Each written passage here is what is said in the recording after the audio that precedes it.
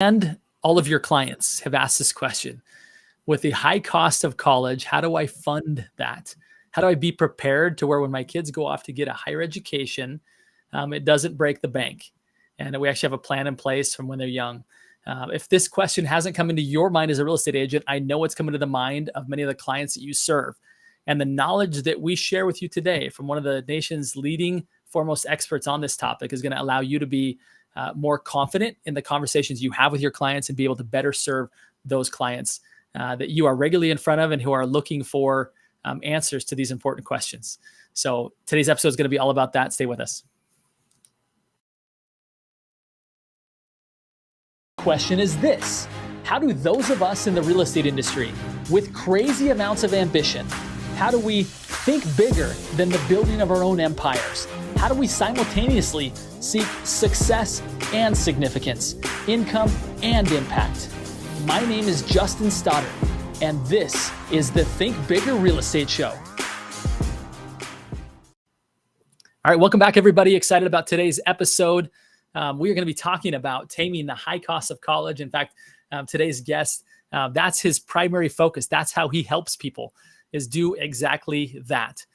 He helps them. In fact, the website that he owns, tamingthehighcostofcollege.com.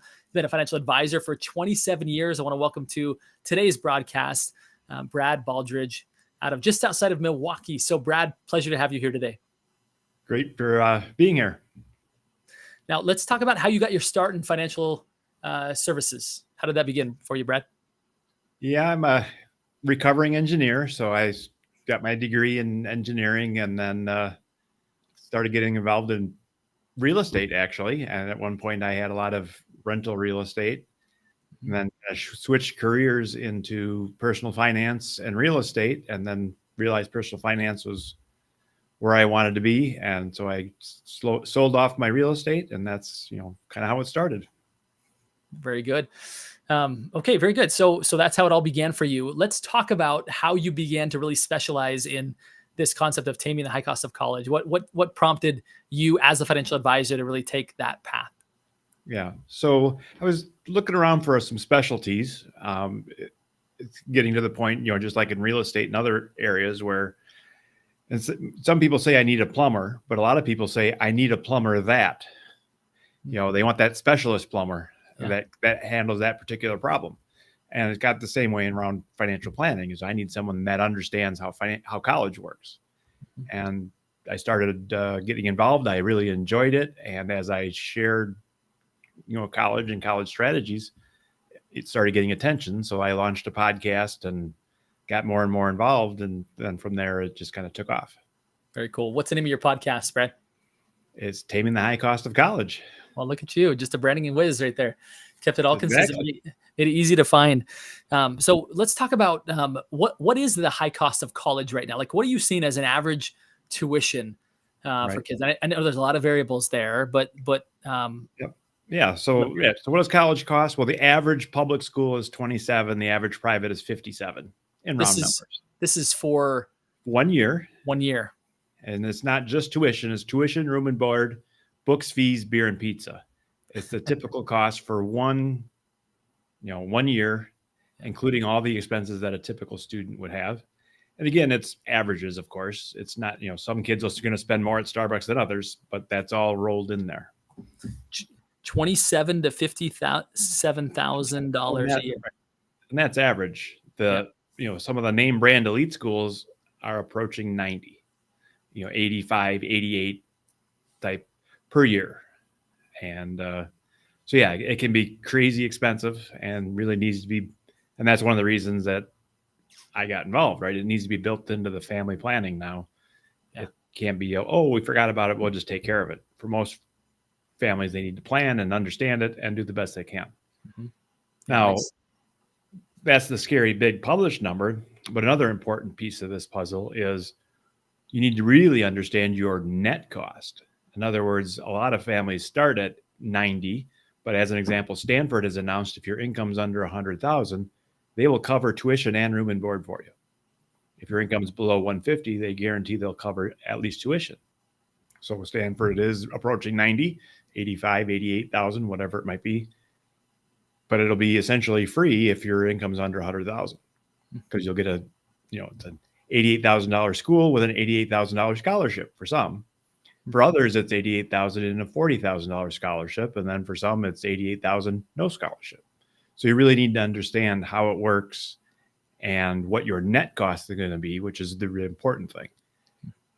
It's kind of going to a car dealer where sometimes there's a 50% off coupon, sometimes there's not, and the only way to figure it out is to, apply and go through the process with the salesman, and then discover, oh, well, that, wow, that's great. It's half price. It's also frustrating then when you say, well, wait a minute, the cars over here would be half as much as the car I just bought. I just didn't know, because I didn't realize that some places offered scholarships and some places didn't. And, so again, it's a process and it's a challenge for most families. I don't know if you know an exact percentage, but how many families out there are overpaying for college because they don't know the grants and the different possibilities that are out there? I mean, I'm assuming that's pretty widespread. Oh yeah. I mean, I would guess that most people aren't doing the best they can do. It's very complicated, and people don't realize, that there's help out there. And they, when you and I went to college, or at least when I went to college, you stumbled through it and you just did the best you could. But I was just looking at some old paperwork, and I'm, kind of dating myself, but my tuition was $1,800 per year. And, so yes, it was a little bit challenging, but I could afford to pay the tuition myself as a student. I needed a little help with the other expenses, but I could work hard in the summer and cover tuition. Yeah. That doesn't happen anymore. Most kids can't earn $20,000 or $30,000 to cover the cost of college in the summer. So it's a much different process. And I think a lot of parents don't realize that until late in the game, where it's like, oh, well, wait a minute, this is different than what I remembered when I did it. And, so again, and it's one of those things where you really need to understand it. Let's, I want to get into, which I know our audience being primarily real estate focused, we have agents who serve families in mass, right? And they want to know how to bring these conversations up with people. They want to have good resources, which I know you can help them with. But where do we begin when it comes to taming the high cost of college? What's maybe a first step that people need to know and to take in order to take advantage of what's out there to help them? Right. Well, I think the first thing to realize is there's kind of two different phases to it. There's what I call early stage and late stage. So early stage is, I've got a kid in kindergarten, or, hey, we're pregnant, or whatever it might be. And you're saying college is coming, 15 years from now, 18 years from now, whenever. Maybe we should, save and invest or do some sort of planning so that college will be easier.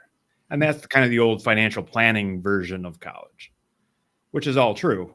But then we also have what would be called late stage college planning. You're now in high school. You've got to figure it all out. It's, are we visiting colleges? What about the testing and test optional stuff?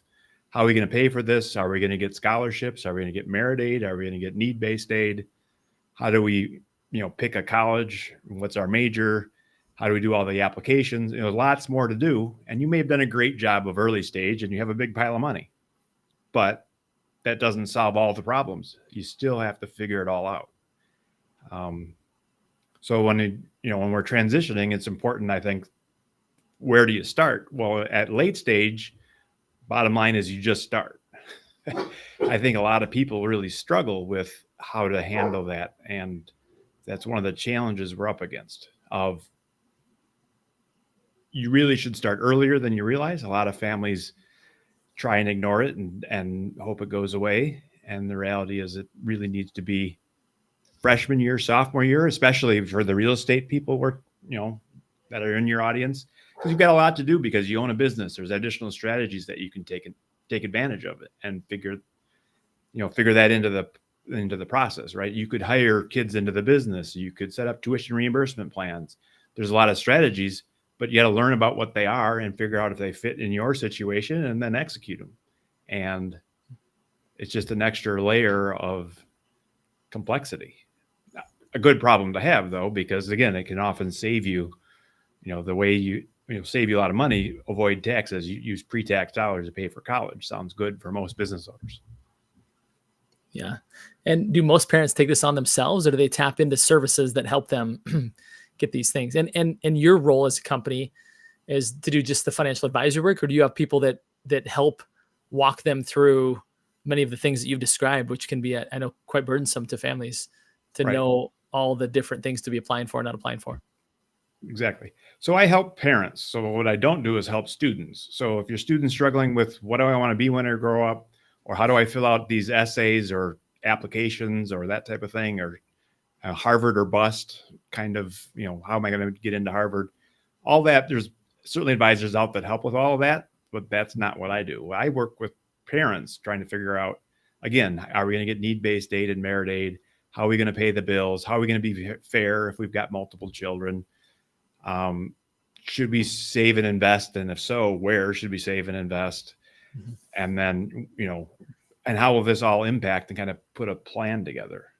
So, and the challenge, I think, is most people don't know we exist. So they don't, again, I've got plenty of clients that I'm working with, but in general, we're a newer profession. A lot of people don't know we exist, so they don't reach out. They don't, your pipes are spraying all over your basement. You know who to call. You've got a sophomore in high school and you're overwhelmed by college.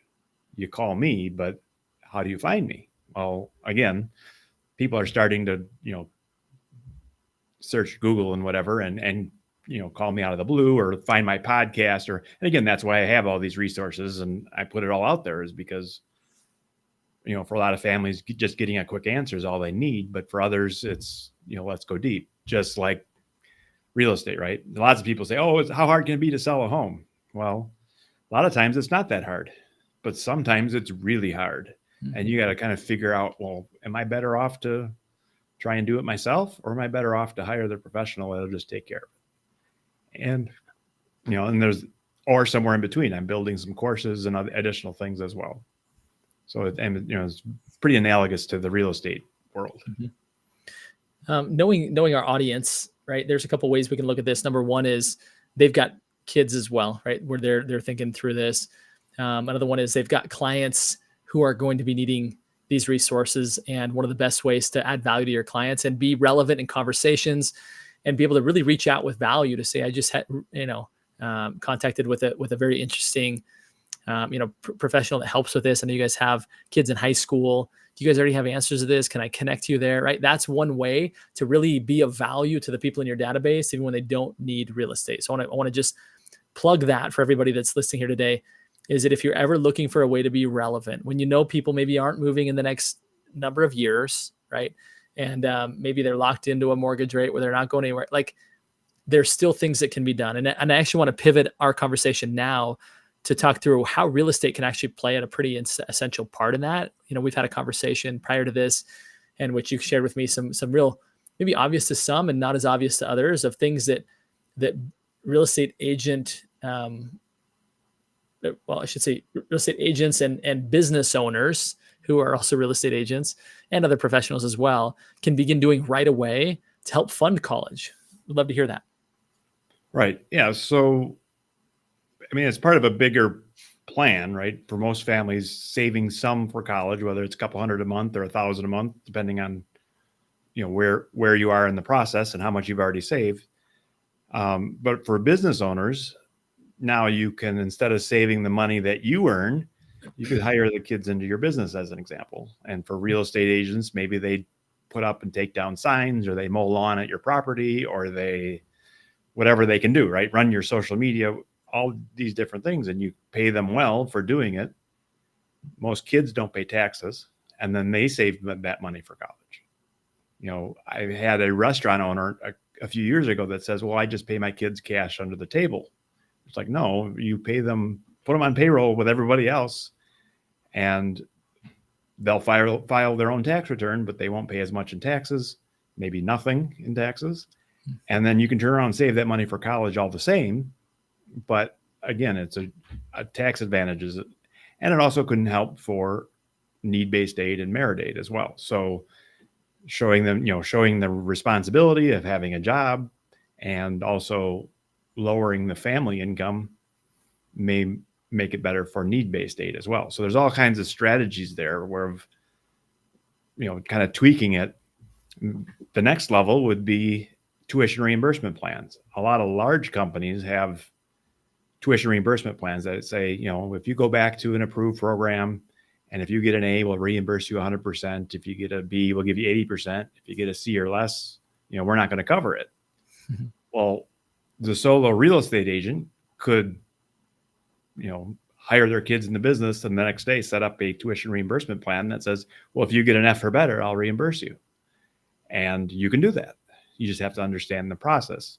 Now, for a lot of families, attribution rules are going to make it difficult if the student is 21 or younger than 21 because of the way the rules work. But it will work often for junior, senior year grad school. And or if it's grandma and grandpa's business or some other, again, if it's mom and dad's business, mom or dad's business, it gets a little sticky. But if it's anybody else's business, it's fine. Or if the students are a little bit older, it works well. So kind of a caveat there. But again, it's a great strategy for some, and it just is a waste of time for others. So that's the challenge. There's probably 100 good strategies for planning and playing for college. 5 or 10 of them are going to work well for you. It's just the challenge is, well, which 5 or 10? Because what worked for your brother-in-law is probably not the same strategy that's going to work for you. Mm-hmm. Yeah, that I think you just opened our eyes to all kinds of things right now, right? I think we've all are familiar with the concept of paying our kids from the business, right? Some benefits of that, but the way that you structured that when it comes to college and the tuition reimbursement is something that's new to me, and I think probably opening up eyes to a lot of people who are in real estate that serve a lot of households. Of now, they really feel armed to go out and have really interesting conversations to say, "Hey, I learned some new things that I think might be beneficial. I know you guys have kids in high school." Or kids coming up in high school, you should know about this. Again, talk about relevant, talk about value before, without it being connected to, are you looking to buy, sell, or invest in property, right? Now, there is another component that I want to get into here about that, right? About how people can actually buy real estate that helps fund the college itself. Talk us through that. Right. So again, there's the tax strategies around buying and co-owning real estate with your family and that type of thing. But then an advanced college strategy would be to buy rental property near the college in question and have your student manage that property and or live in it for, free or whatever it might be. Where, and again, this is a strategy I generally don't offer up to until you're familiar with tenants and toilets. You probably don't want to do this as your first deal, especially if you're renting to college kids, because they're notorious for not, being great tenants in some cases, with the parties and the damage and so forth. On the flip side, a lot of times the place isn't going to be as nice, doesn't need to be as nice in order to rent to college kids. So there's some balance there. But anybody that's familiar with the rental concept can, make that extension. And if you're not familiar with the rental concepts, my recommendation is, talk to somebody that is more familiar with what it's like to rent and learn the ropes. And, again, it still could be a great strategy, but just be warned that it's, a lot of people think it's easy till they do it. And then they realize maybe it's not as easy as they thought. Yeah, I think there's, I knew some friends in college who were doing exactly what you described. And they were managing a property. I think they lived in half of it and the other half was rented out. And it's kind of the great advice that every agent gives to somebody who's buying a home for the first time. They say, if you can buy a duplex, rent out the other side, you can essentially have at least reduced mortgage payment, if not completely covered mortgage payment, based on the people on the other side. And I had some friends in college whose parents had done that. Others who had purchased a condo that they would, the kids would pay for, but it was helping to pay for an asset that later they would, offer to the kids. Lots of really interesting ways, I think, for not only households to look at how to manage the high cost of college, but also for real estate agents to be heavily involved in that process and offering advisory services that then lead to a true advisor that specializes in this, someone like yourself, Brad. Right. And I think there's another angle too, is that a lot of people choose where they live based on school districts and that kind of stuff. Mm-hmm. So if you, as an agent, if you become that education expert and understand where the strong high schools are and how that fits into college, and where the private schools are. And, again, are you better off to go to a zip code that doesn't have a great school but has a great private school and just go ahead and pay? Or are you better off to get into those? Some of those zip codes might, property taxes are often higher in the areas that have the good high schools. Is it significantly different enough that you could cover a private school? I don't know. You have to understand all that. But I think that area of advice would be strong. And then if those are the types of families you're working for, they would appreciate, additional resources on my website, free college money report and some of that kind of stuff. That would be another way to get involved. So that could be become a specialty. And again, a way that you can market of, well, how do you pick the right school district when you buy your, again, a lot of people are moving as their kids are rolling into grade school or moving as their kids are rolling into high school. And one of their biggest concerns is, what's the education opportunities in wherever I'm moving to? Yeah. Well, I think you've really opened our mind and adding value. I want to put a plug in for the company for which I'm the CEO, Pro Insight, which is the primary sponsor of this show. We teach professionals how to collaborate with other professionals, not only to serve their clients at a higher level, but also on ways to get more of their ideal clients. And just some of the strategies you've shared here today, Brad, really ought to open up everybody who's thinking that way about a whole new set of value propositions that you now have based on this simple conversation with Brad. And again, I want to emphasize his website, tamingthehighcostofcollege.com. What a resource, or I should say collection of resources that will be valuable to you as you really look to say, how can I serve families even before they need me? Because guess what? It's those agents who end up getting the great clients because they added value before people were ready to buy or sell. It's really great insight you shared here with us, Brad. Are there any kind of closing remarks that you have for people that are wanting to do this, and for agents that want to help them to do it? Yeah, I mean, college planning is a process. So a lot of people think, well, I'm going to sit down on a Sunday afternoon when I have a junior and I'm going to figure out college and then I'll be done. And it's like, no, it doesn't work that way. It's kind of like, moving across the country or something. You got to do a lot of research about what's going on and where, all the nuances. And then after you visit and after you do some things, then it's like, oh, well, there's a whole raft of new questions I got to figure out. And then based on what you learn, you do other things, and then you learn new things, and then there's new things to do. So it's a process. And I just encourage families to start that process early. And I think that's the number one thing that, as a kind of an outsider, anybody that's talking about it, you need to put that idea in somebody's head that, yes, freshman year, you're still trying to figure out high school, but it's also time to start figuring out college. Not necessarily, it's not high pressure then, but if we wait till junior year, then for most families, it's, the pressure and the stress are much higher.